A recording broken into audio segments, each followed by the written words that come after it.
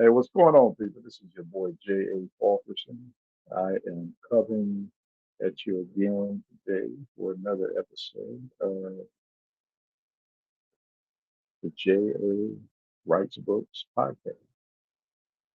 I ain't gonna lie to you.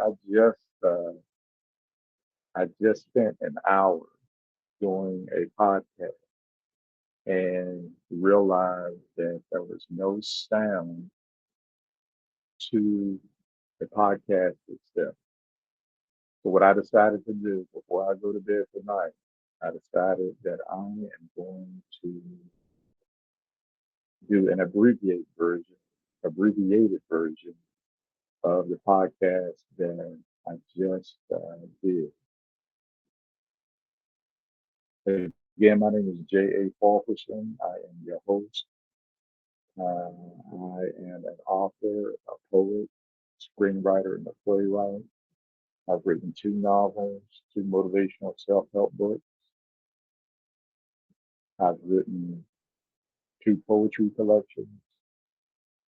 I've written two full-length screenplays, and I am currently working on my first stage play.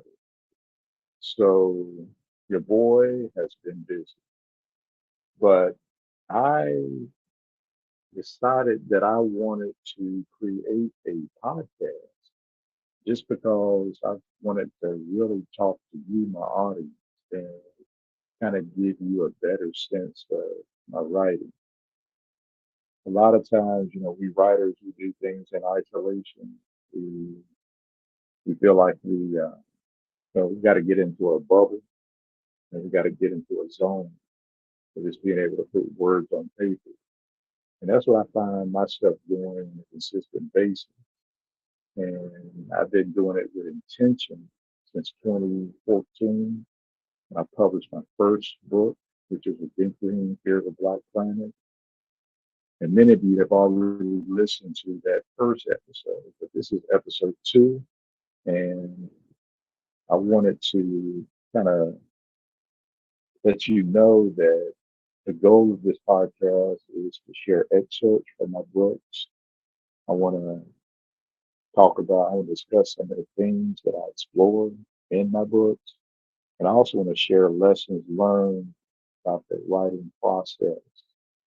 Because a lot of times, we as writers, we are always looking for instruction, um, guidance, things that will help us be better writers. And I know I'm a student of writers who have achieved success, and I think that's why I find myself going down to an event like Black Writers Weekend in Atlanta, Georgia. Tamika Newhouse, formerly Tamika Jameson, formerly Tamika Newhouse. I mean, she's the person who kind of heads that up. It's been her vision of putting an event like that allows Black writers to come together to learn from each other, but also to showcase their works. And I went to that event last year, wasn't able to go to it this year, but hopefully next year I'll get a chance to return to Atlanta and participate in Black Writers Weekend. Also, go to events like Griot and Griot, Black Writers Conference, which is down in Atlanta, Durham, North Carolina, and got a chance to go there uh, past 2 years. And I will be going back when it returns in November. So looking forward to that.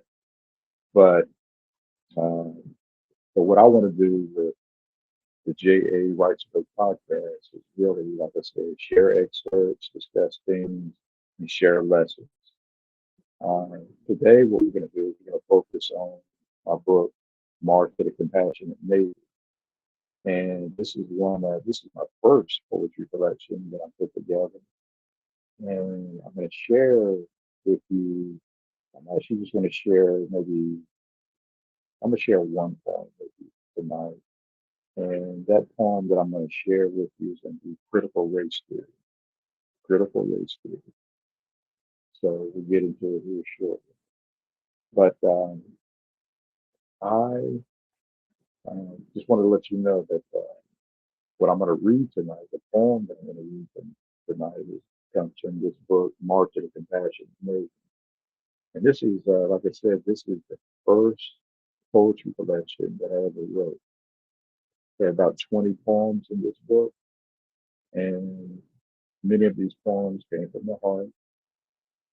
Because if you call yourself a poet, I mean, you realize that a lot of poetry that we put on paper, has us embodying a character. Uh, this embodying the character, and the character is influenced or impacted by the environment that he finds himself in. He's also impacted by the people he surrounds himself with. So you talk about influenced by people, but also influenced by the setting or settings that we find ourselves in. So let me just get into this. I'm gonna go ahead and read. Actually, I'm gonna read. Actually, I'm gonna read. I'm gonna switch that up. Instead of critical race theory, because I think a lot of us, sometimes we kind of get tired of hearing the term just because there's some in our society that have sullied the whole concept of what that really means. So what I want to do is kind of focus in on something different, and I think that different thing to focus on is probably in this poem that I titled Checkmate. And I will give you some history about this poem. I remember going to an event uh, featuring Kwame Alexander, the poet, and he's best known for the Disney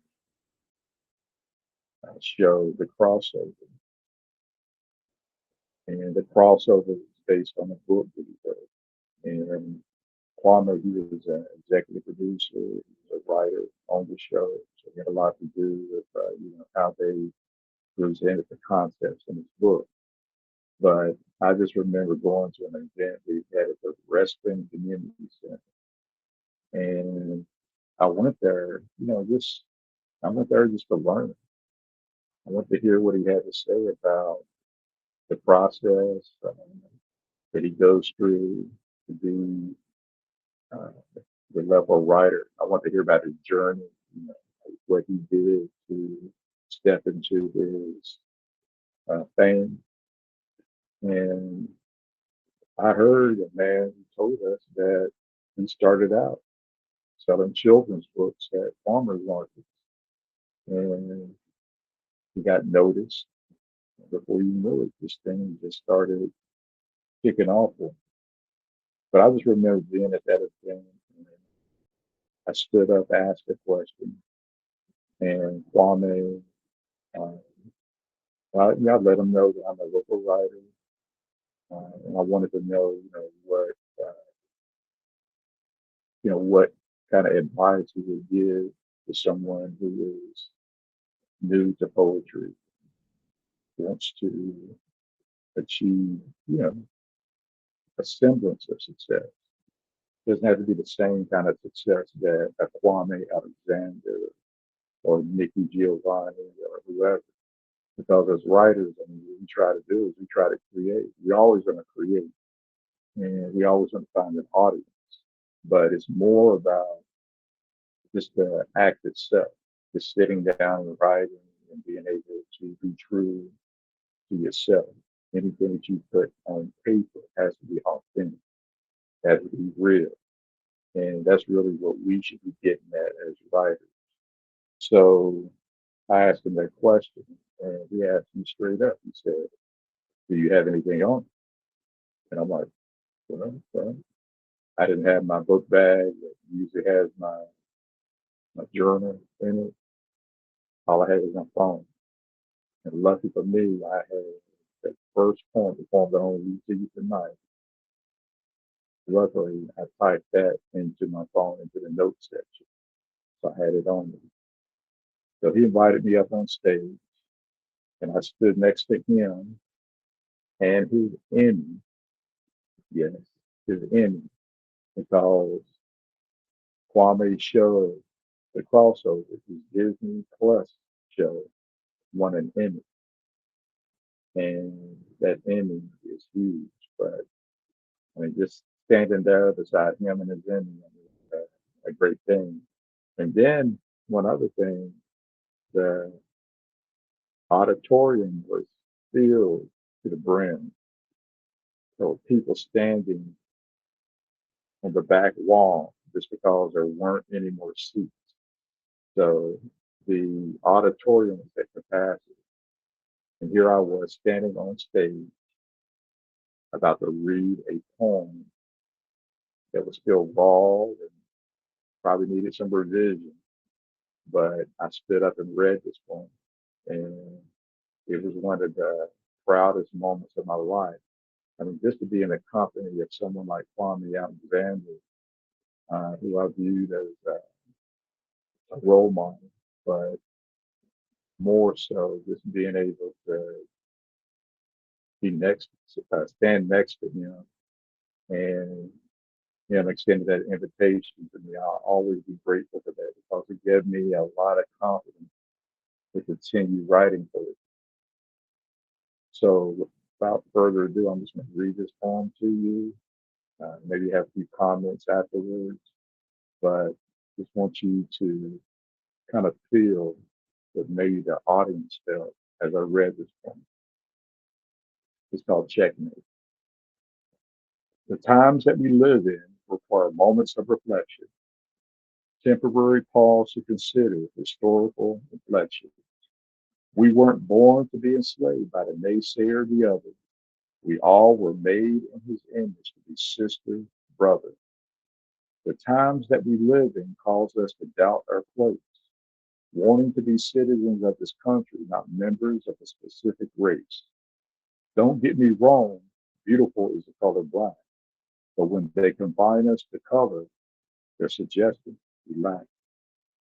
The times that we live in, no reason to spare. Kindness, civility, a tip of the hand. Compassion and love should be the basis of our interactions, making additions to the family, not senseless subtraction. The times that we live in, a call to make it right. Neighbor helping neighbor, overcoming our collective plight. Don't allow the naysayers to call Black History CRT. Unite with enlightened others, demand racial amnesty. The times that we live in, a perpetual game of chess they play. Enough of this nonsense is not the bed I wish to lay. By working together, more can be great. Proclaim to the naysayers, check, mate. All right. So that right there was a poem that I wrote called Checkmate. I read it to an audience for the first time, an audience that was there to see Kwame Alexander in Reston at the Reston Community Center here in Virginia. And I did receive some applause, for the reading of this poem. Um, Kwame, he told me good job, and that meant so much to me. And it continues to, be something that I'm really, really grateful for. Um, it inspired me to, write this book. Like I said, March of the Compassionate Navy. But it also inspired me to write another book that I probably will share with you in a future episode called The Wise Men Say. And I have some other poems, or a third poetry collection that I'm putting together that I'm tentatively titling Strawberry's Road. Strawberry's Road. Because what I want to do with that is I want to get to the talk about entrepreneurship, business ownership, um, that kind of stuff. The Strawberry's Road is all about, being an achiever, in this day and age. But what you just heard, I mean, in this poem, I hit a lot of comments, with this poem. I think what I did here, like we talk about require moments of reflection, historical inflections. That right there, it's like I don't think even, I don't think many of us are not really reflecting on the historical events that have brought us to a point of progress. And, it talks about, just being a sister and a brother. We are, I think we human beings, we were created to be in relationship with each other, to be brother, sister, mother, father, uh, aunt, uncle. But it's all about being in relationship.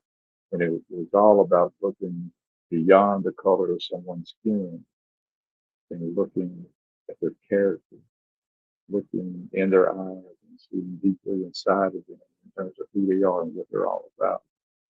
And I think that's what we're missing these days, in this day and age. But it's not because we're not trying. It's because some people within our society are sullying the waters, are dirtying the water. I think what we can't see clearly.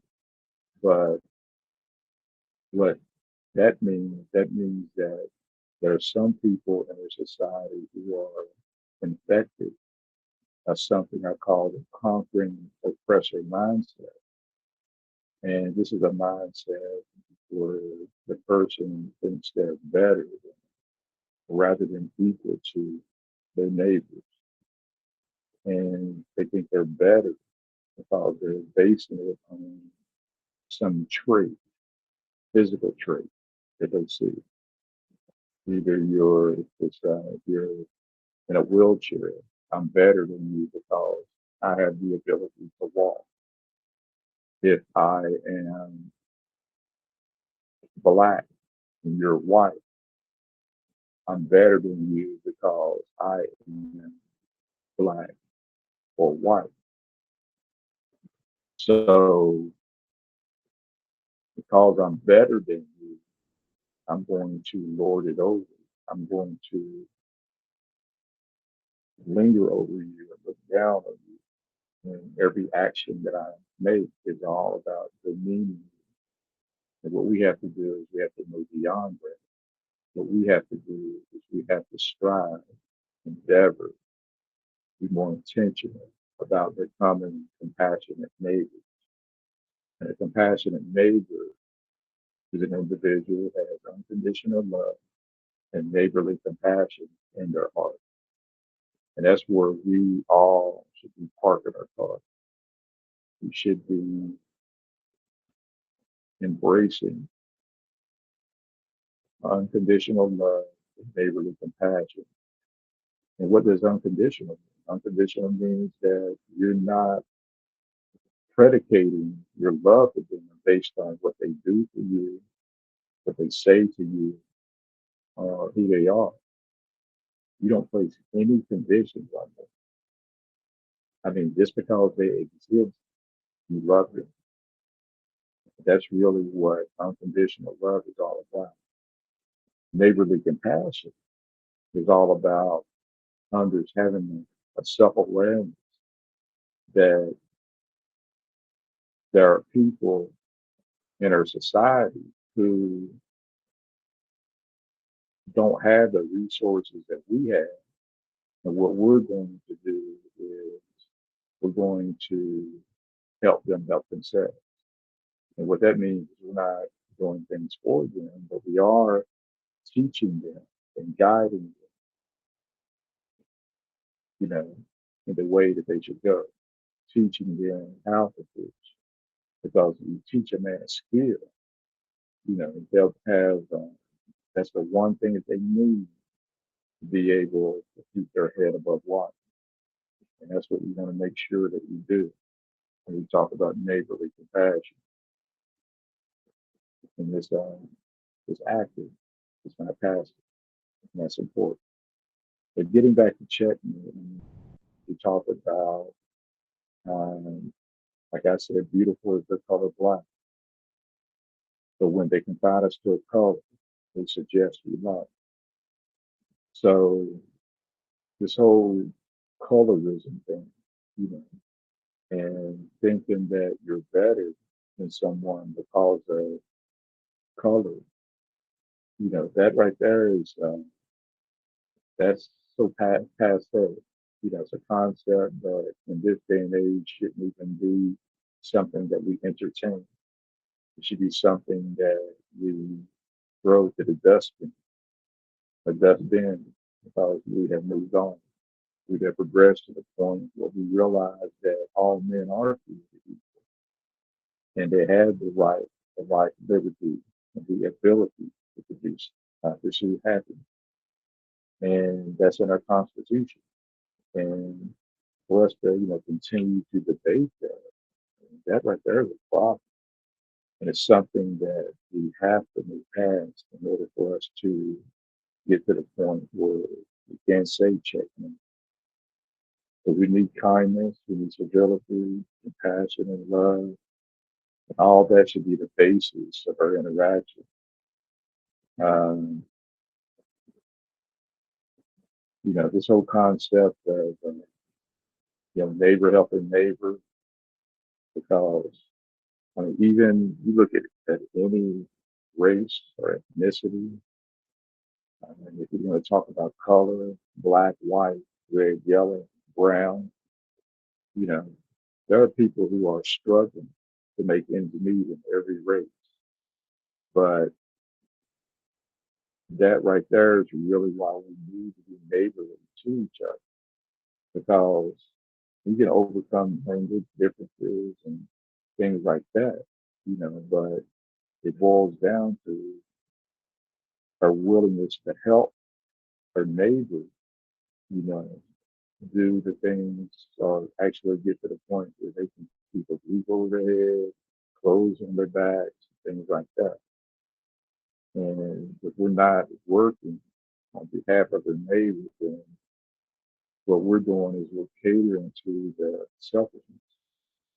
And I really encourage people to cater to the selfless self. And selfless means that um, you have concern for your neighbor, and you're going to do everything you can to help them live a better life. And this whole checkmate thing, we it's almost like I I call it checkmate because it is a perpetual game of chess that we're playing. And in chess, I mean, you have the black pieces and the white pieces, and it's like we want to continue to play this, or some people want to continue to play this up as it's a war between the dark skinned people and the light skinned people. And that's the furthest thing from the truth. What we have to do is realize that there are more people in the middle that are against the people that on the fringes that want to stay in their silos. What we have to do is we have to come to the middle. And that's where the compassionate neighbor comes. And that's why I titled this book March of the Compassionate Neighbors, because we're in a period now of racial retrenchment. And it's very important that, we march in our own way. I'm not saying that you have to get out there and march in the streets or, you know, uh, civil disobedience, even though those things still work.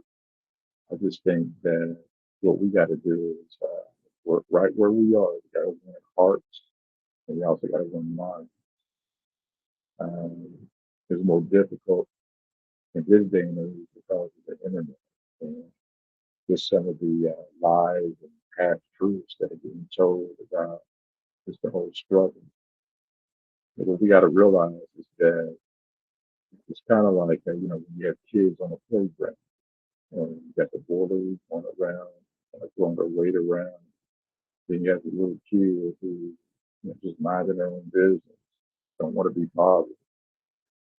For the bully of this case, I mean, wants to walk over to the little kid and pick on that little kid.